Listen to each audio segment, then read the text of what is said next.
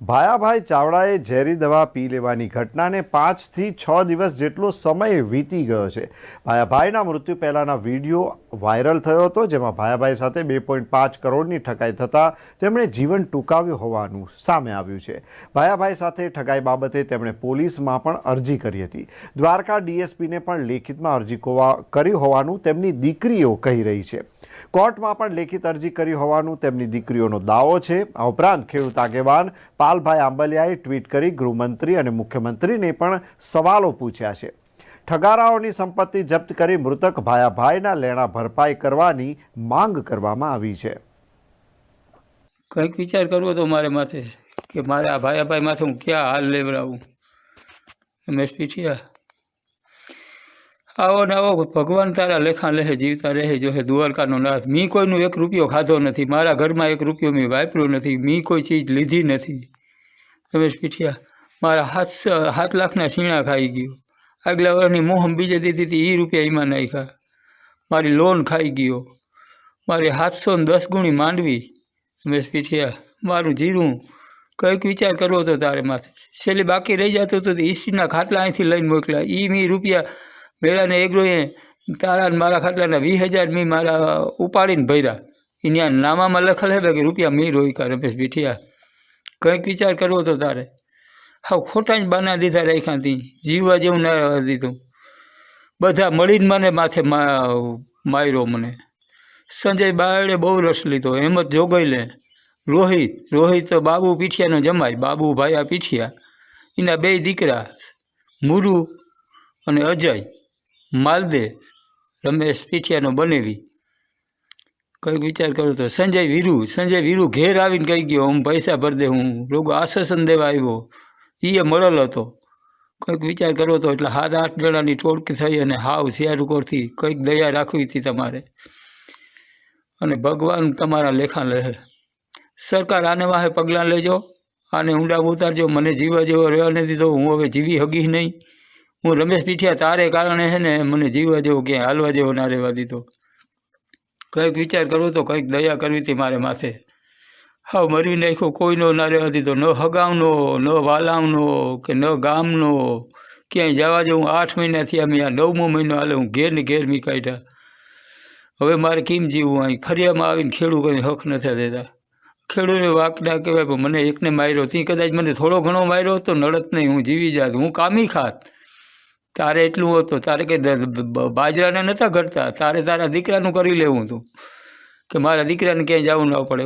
ખોટા મને જુવાર ખબરાવ્યા રાખી, દર ગરુવારે હરિયર ચાલુ રાખે, બધેના દાણા જોઈ ખોટા સાચા।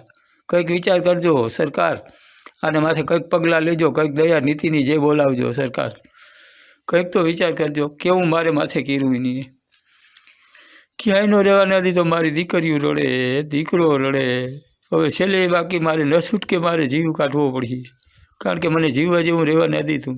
રમેશ પીઠિયા મને ક્યાંય હાયલા જેવો ના રહેવા દીધો, ન બેહવા જેવો રહેવા દીધો, કે ન ક્યાંય ગિયાર જેવો રહેવા દીધો, હગા વાલા બધા આટી લીધા, બધાને પોરાવીને માંડવી લીધા રાખ્યું। ભાઈ કોલમાં માંડવી ઘેર આવીને લખાવી ગયો, 1400 ગુણી માંડવી કોલમાં પડી આપણી ગંગા અને શ્રીનાથ કોલમાં। હા આવા ચોદું બનાવતા, કંઈક વિચાર કરવો તો તારે હા મરવી નાખ્યો, એમાં બધા સામેલ છે, બાબુ પીઠિયા, બાબુ ભાયા પીઠિયાના છોકરા 2 અજય સંજય માલદે, રમેશ પીઠિયાનો બનેવી, એના 2 ભાણેજુ મુકેશ અને રોહિત, અને બીજો સંજય બારડ, એની તો બહુ રસ લીધો, હેમત જોગલ અને સંજય વીરુ। હાવ મને મરવી નાખ્યું, ક્યાંય નો રહેવા ના દીધો રમેશ પીઠિયા। કોક વિચાર કરો તો કોક નાતીલાના દીકરાને આ રીતે ના મરાય, પેટ ના ભરાય ફોડી નખાય, કોકની આતેડી કાઢવા દે। ક્યાંય મારી પ્રજા ઝીણકી મારે 5 દીકરીઓ, 13 વર્ષનો દીકરો, કંઈક વિચાર મારે માથે દયા ખાવી હતી કે ભાઈ એના પૂરતું તો રહેવા દઉં।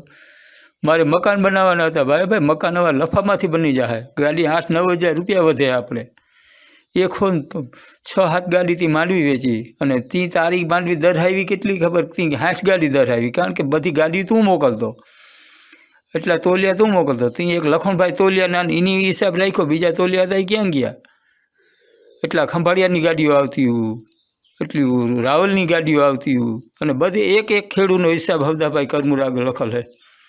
એ વિચાર કરજે એક એકનો, એમાં એક પાઈનું ખોટું બોલતો હોય તો દ્વારકાવાળાને હમખામ.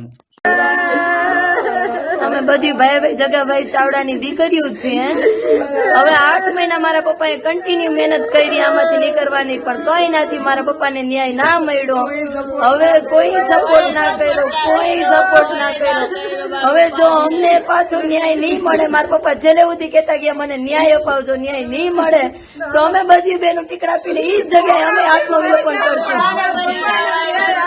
અમે એ જ જગ્યાએ આત્મવિલોપન કરશું. મારા પપ્પાને બધેથી છેતરી માંડવી લેવામાં આવ્યું. ભાઈ તો માંડવી લીધા રાખો, આપણે બધું બચીએ. બધે પાયાથી ઉધાર લેવા માટે કોલમાં પડે હે. રમેશ લખાવતો ગયો અહીંયા કોલમાં પડે, પણ એ બધું ઢોંગ કર્યા એની. પછી જાન્યુઆરીની વાત છે, અમારે મકાન બનાવે તો પપ્પાએ માગ્યા રૂપિયા, તો એને બધો ઢોંગ ચાલુ કર્યા. કૃષ્ણ રમેશ 1 મહિના સુધી કીધું ભાઈ અમે રૂપિયા આપીએ, પણ કઈ આપ્યું નહીં. ફોનમાં એ રેકોર્ડિંગ છે, આપ્યું નહીં કઈ. પછી અમે મારા પપ્પા અહીંયા ઘણા ધક્કા ખાધા, પણ એ લોકો રડીને આવતા કે દીકરીઓ આ કઈ દેતા નથી, આ ખાલી એમ જ આજ દેવું કાલ દેવું, પણ કઈ દેતા નથી. પછી અમે અરજી આપી, પોલીસ સ્ટેશનમાં અરજી આપી, એસપી સાહેબને અરજી આપી, કઈ ના થયું. અમે કોર્ટમાં અરજી આપી કે અમને પોલીસ વાળા કઈક જવાબ દે, પણ બધું મારા પપ્પા વિરુદ્ધ લખાવવામાં આવ્યું. હું બાર દીકરી રોજ રડીને આવીએ. કીધું એ બધું રજૂ કર્યું, પણ કઈ ના થયું. રમેશ બધું પૂરું કરી શકતો હતો, બધા રૂપિયા એની પાસે હતા. અમારી બહારની બધી જમીન વેચી નાખી, ભરાણું એટલું મારા પપ્પાએ ભર્યું. આ ઘરની જમીનમાં મારા પપ્પાને છેતરી લોન ઉપાડી લીધી, કાંઈ જીવું નહીં મારા પપ્પાએ. હવે આ એક વેચાઈ નથી. હવે અમે બધાને બાપ વિના કરી નાખ્યા. મારા પપ્પા જયારે સુસાઇડ કર્યો ને પેલા એને આશા હતી કે રમેશભાઈ કાંઈક દે. મને રોજ ફોન કરે, દીકરી કાંઈ થયું, કઈ કેસમાં થયું તો એ જીવી જાત, પણ કઈ થયું જ નહીં. એને આશા હતી ને નતું મરવું. એને અમે 5 બિનભાઈ દેખાતા, જય બિનભાઈ. હવે બસ અમને ન્યાય અપાવો. એસપી સાહેબ સુધી અમે અરજી કરી, કાંઈ નથી. હવે હર્ષ સંઘવી સાહેબ સુધી જાશું, અમને ન્યાય અપાવો. અમે 5 બહેનો નકામ બધા સુસાઇડ કર.